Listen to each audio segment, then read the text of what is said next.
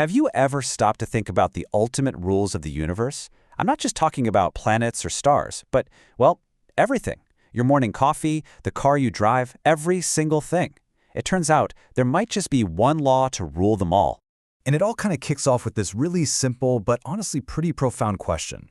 With all the amazing technology we have today, why can't we just build a machine that gives us free, unlimited energy? I mean, it seems like the ultimate fix for so many of the world's problems. So, what's stopping us?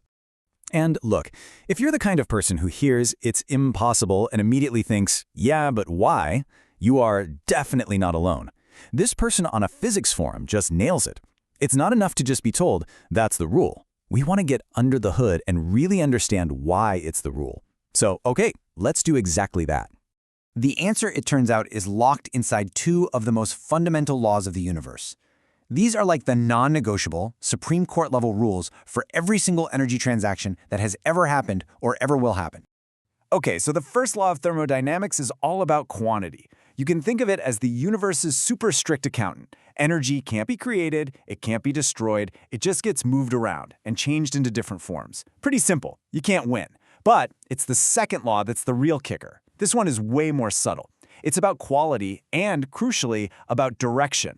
And this law says, not only can you not win, you can't even break even. Ever.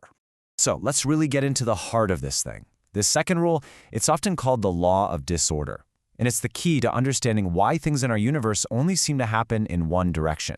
For example, take this cup of coffee. We all know what's going to happen here, right? The heat flows from the hot coffee out into the cooler air in the room, and the coffee cools down. It's a totally natural one-way street. We see it every single day. But have you ever seen the reverse happen?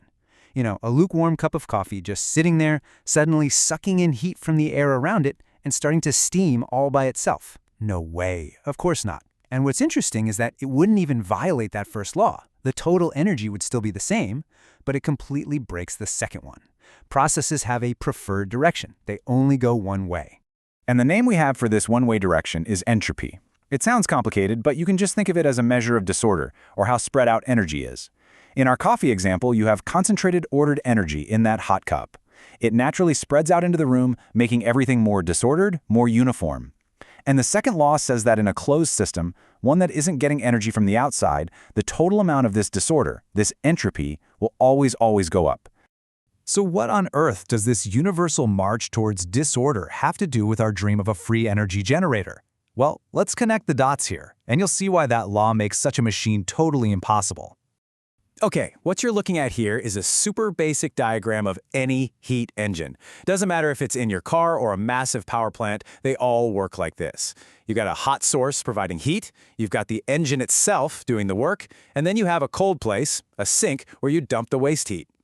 And right here, this is the absolute key. For an engine to do work, energy has to flow from hot to cold. It's just like a water wheel. It only turns because water is flowing downhill. If there's no downhill, no cold place for the heat to go, the flow stops.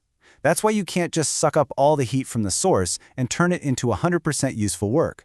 You absolutely must throw some of that energy away as waste heat. Without that release, the engine just heats up, there's no more flow, and the whole thing grinds to a halt. So that waste heat isn't some annoying inefficiency we can just engineer away. It's a fundamental requirement for the engine to work at all. And a machine that claims it can do this, that it can turn heat into work with perfect 100% efficiency, that actually has a special name. It's called a perpetual motion machine of the second kind.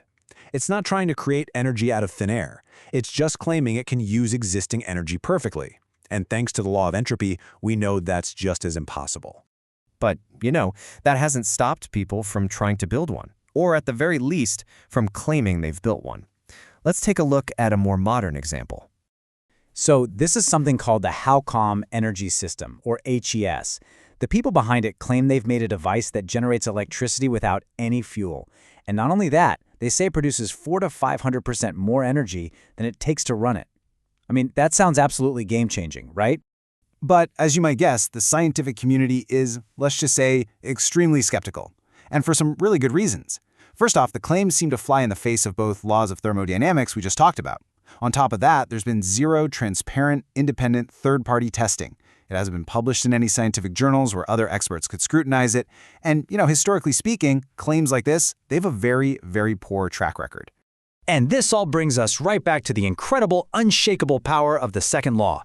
This isn't just some helpful guideline for engineers. It's a core operating principle for the entire cosmos.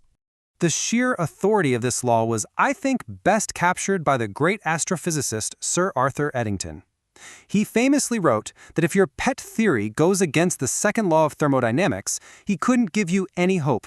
There's, quote, nothing for it but to collapse in deepest humiliation. I mean, wow. He called it the supreme law of nature.